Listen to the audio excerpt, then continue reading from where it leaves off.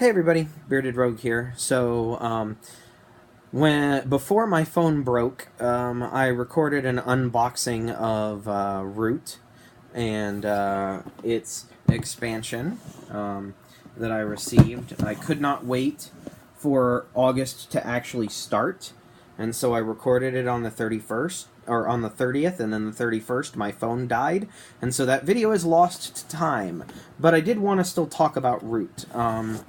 And its expansion, because this game right here is one of the most exciting games of 2018 to me, for multiple reasons. So first things first is I did playtest this game last year, late last year. It was different in several ways from the game that ended up being in the box. The changes that were made to the game since I played it were all improvements.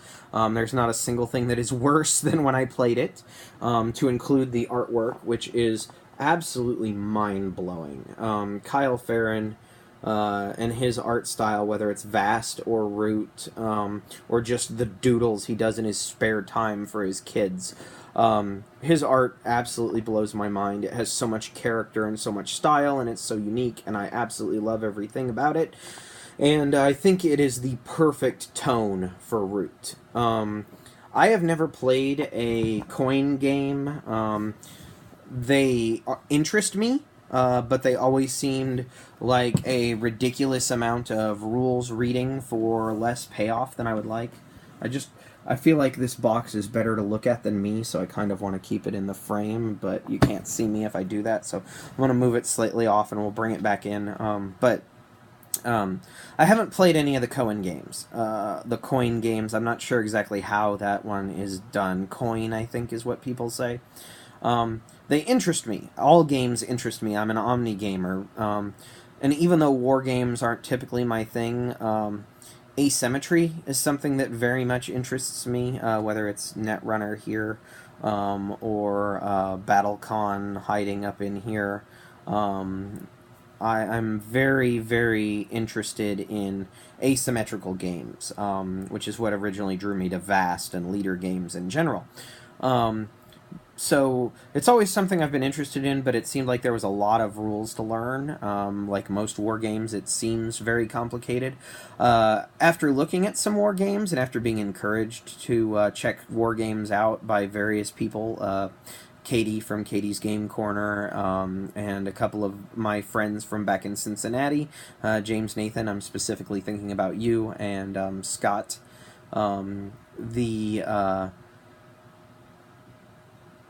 difficulty of learning war games doesn't seem to be as high as it initially looks, so I may check out some of them, but Root is kind of like my first coin game. This has asymmetric sides. Each side has its own asymmetric way of winning. They all do things in different ways, so it continues leader games' love affair with asymmetry. You have the Marquis de Cat, who basically is trying to build a big economic engine. He does logging in the forest and uses that to kind of fuel his empire as he takes over. The Erie, who are the birds, who are kind of the old group who was in charge before the cat moved in. They kind of fly around the map and strike wherever, but they're prone to infighting, and so they have all sorts of issues with that. The Woodland Alliance, which is like all of the other critters who are kind of running like an underground movement, trying to kind of overthrow both of the regimes here, the Empire, the Imperials, and the colonials, if you will. They're trying to create their own, almost a democracy where all creatures kind of work together, but they foment revolutions and start all sorts of things. These are the guys that I played in the playtest that I took part in. And then the Vagabond, who's kind of like a singular actor running around doing his own thing. They run around and kind of choose sides and tweak levers here in order to kind of usher in their own victory. but everybody's trying to get victory points, or they're trying to complete one of the objective cards. I think they're called objectives, which are an immediate victory condition, but once you choose one, you can no longer win by victory points, so it's one of those, do I take that gamble? The game is amazingly produced. Everything about this game is amazing.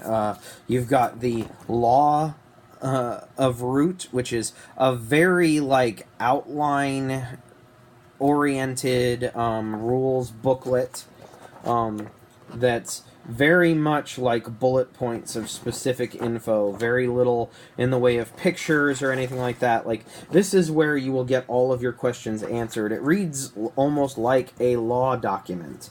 And then you have the Learning to Play rules booklet, which includes all sorts of diagrams and pictures and some of the more standard Eurogame type rules examples.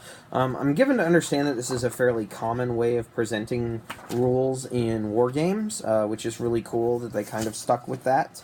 I really like it because one is a very conversational, this is how you play the game, and one is the rules reference that you go to when you have questions during the game. This will settle nearly anything you can think of, which is really neat. So, other than the rules, each faction has their own player board. So, like, here's the Vagabonds player board, and the Eries player board, and the Woodland Alliance's player board, and the Marquis de Cats player board. And each player board has instructions on the back for how you set it up and everything like that before you start playing. As you can see, they're all gorgeously illustrated. They're all thick cardboard, nothing flimsy about these at all. And each faction has their own, which kind of gives you summaries of how they play and gives you places to store everything. And again, like I said, tells you how to set it up. Then you have the amazing board. This is probably one of the most gorgeous boards I have ever seen in a game ever. It is a 6-section board, and it's just truly amazing. The detail in the trees and everything is just gorgeous, and it's double-sided. So you've got the summer winter side, and then you've got the summer autumn type side, and then you've got the winter side here, which works differently. Has slightly different rules, but it's gorgeous, absolutely mind-blowingly gorgeous, and all of the iconography on it is super clear as to how you travel along the paths and where you can build buildings, and what the different clearings are labeled as. Like, there's color and symbol. Like, this is a rabbit, and the trees in that clearing are also yellow, and like here's a fox, and the trees are also red. Like, it's super attention to detail as far as the iconography and stuff like that goes on the actual board.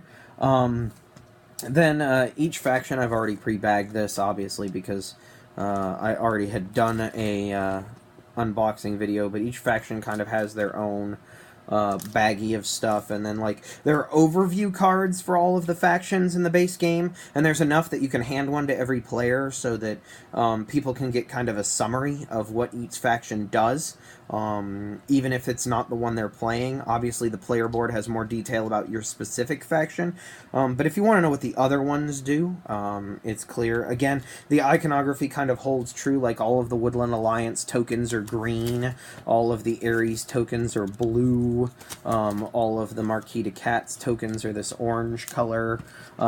So all of them have their own kind of like set color that goes with them. The Vagabond has all these white tokens in this one. There are 3 different kinds of Vagabond, actually, in the base game. Like, the one that existed when I played it is the... let me see if I can get these out of this baggie, if it's going to cooperate with me.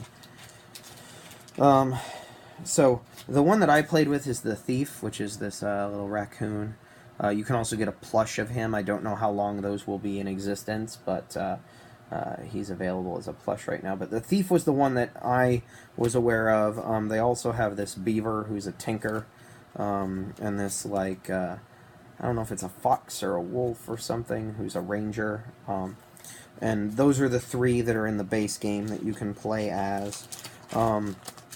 But as I said, each faction has their own unique cards, their own unique tokens, their own unique ways of doing things. It means that there's a lot of variability in the game, both in which factions you play as each game, and the factions themselves. We'll get to the expansion in a second, but, like, you have this deck of cards. Each one has its own individual suit, which some of those really matter. Like the Airy specifically cares about the suits of the cards. I think the Marquis de Cat can take different actions based on the cards that he uses. I think all of them kind of care about the cards to some extent, as far as what they do. And then there's each card is multi-use. The artwork on them is all, like, absolutely amazing. And again, the fox cards have foxes on them. The bunny cards have bunnies on them. The mouse cards have mice on them. Mouses have mice on them. It just maintains that, and the card backs are just fantastic, featuring the 4 different factions. Then you have the dice, which are custom dice. They're 12-siders, but they're 0 to 3 only. And you basically, when you do combat, you roll both of them, and the attacker gets the higher number, and the defender gets the lower number. And then that kind of determines how many things can be destroyed in the area. Of course, you can only destroy as many people as you have warriors. We'll get to those in a second. But these go with the winter side of the map. The winter side doesn't actually have these specific clearings, so there aren't fixed mouse clearings on the board. Instead, you kind of shuffle these up and deal them out. That's a lot of glare. Shuffle them up and deal them out, and that determines what clearing is which animal faction. So the winter side of the board changes up a little bit more than the other side of the board. And then you actually have the warriors, and these are some of the most cool meeples I have ever seen. So they are big and chunky like meeples, but they're all shaped like various animals, and they all have screen-printed faces on them, which are just adorable. And that's not quite high enough for them to stay in frame. Let me do this, because I want you to be able to see all of these guys together, so you can see their unique colors. Again, this is the Woodland Alliance. You can tell because he's green and he's a mouse. Here is the Airy, blue and a bird. The Marquis de Cat in their orange with the little smirking kitty face. I absolutely love the screen printed face on that cat. It looks devious. And then there's one of the Vagabond specifically in this set. And those are the different meeples. Again, they're big and chunky, and the colors are very distinct, and it's very easy to tell them apart from each other in the game. There's no real good way to kind of center that, and my lighting in here is terrible. But they're some of the coolest meeples I've ever seen in a game. And the fact that they're all unique shapes and unique colors is very helpful when reading the board. It makes it very clear who's amassing power where. You know, if the Marquis de Cat has a whole bunch of orange, if you see a whole bunch of orange in an area, you know that the Marquis de Cat is massing forces or at least resources in that area. So it's very, very visually clear on the board. The expansion has, again, let me show you this. Again, has a gorgeous cover. In this case detailing the River Folk and the Lizard Cult, which are 2 new factions that are added in here. And it has a learning to play guide of its own. Oh, one thing, the base game also comes with a walkthrough scenario that actually tells you which cards to put in each player's hands and how to play through, like I think it's a round, so that each player can kind of get a full-blown example of how their faction plays, which is really cool. It includes like specific cards with setup instructions for the 4 original factions. There isn't a walkthrough scenario or cards for the new factions, but I guess if you're playing the expansion, you probably know how it goes already. So there are technically 4 new additions in this. They add another Vagabond, which means you can have 2 Vagabonds on the board. So 2 individuals running around doing their own thing. And there are 3 more Vagabond choices. Obviously, you can mix them all together and have each Vagabond player choose from 6 if you wish. Or you can keep them separate and distinct so that the expansion Vagabond chooses from 3 and the main Vagabond chooses from 3. You know, or you could shuffle them up and deal them out. However you want to do it. But you can play with 2 Vagabonds, which is pretty cool. Also has the Riverfolk Company, which are like otters and beavers and various water mammals. And then the anti-mammals here, the Lizard Cult, who are very lizardy. And then the Mechanical Marquis, which is you can play kind of co-op against them. Like, they don't have a hand of cards. They instead do various things as an AI. Like, as you can see, there's a robot cat here, and then there's the other cat here. So it's a robot faction that you can add to the game that acts like the cat. But yeah, so those are the factions in the expansion, and then there are a few more cards. Again, there are more Vagabonds, in this case a badger, because every game about animals should have a badger in it. There's 2 other ones. I'm not going to try and get them out of the bag in this case. The lizards all have this like lime greenish yellow color, and then the Riverfolk are teal. So they again have their own unique colors associated with them, and they have their own unique meeples. So we have the Lizard Cult, which are these little yellow guys right there. Then we have the Riverfolk, who are these little teal guys.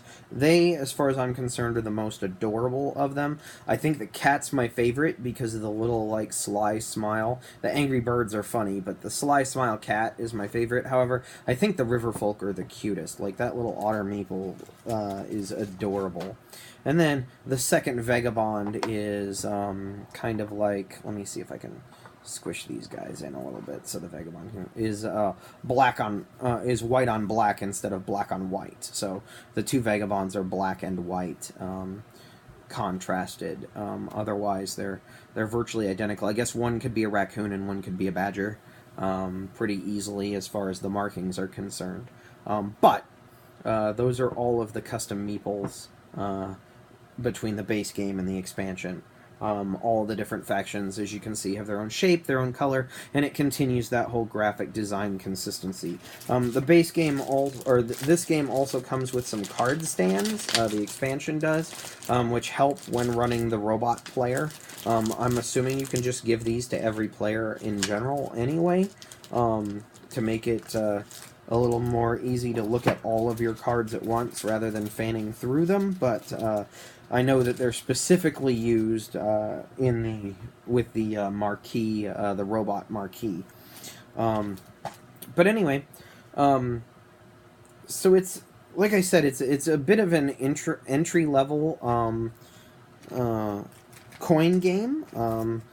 As far as that, it's card driven, and all the sides are asymmetrical. And I had an absolute blast when I played the prototype version late last year, and since then, they've done nothing but improve it. Like, all of the questions or issues that we ran into during playtesting were addressed, and all of the stuff that came up was handled. Like, this is a super polished game, guys. Like, the amount of time they spent designing it, developing it, reworking it, graphic designing it, doing the artwork on it, this game is worth every penny I paid for it, and it may actually be worth more. They may be shortchanging themselves. But it's a game that I think if you're looking at war games and you're a little intimidated, this might be something to pick up. If you're somebody who really loves war games and you're looking to find something that you could play with people that won't intimidate them, I think this is a good choice for you too. I think it's just a really good game. It is conflict-oriented. It is a race for victory points, but you are going to be removing other people's dudes from the map. And you are going to be having that kind of conflict in it. So if you're averse to that, it might not be for you. But I think this game deserves a look in any regard, because a lot of love and care was put into this one.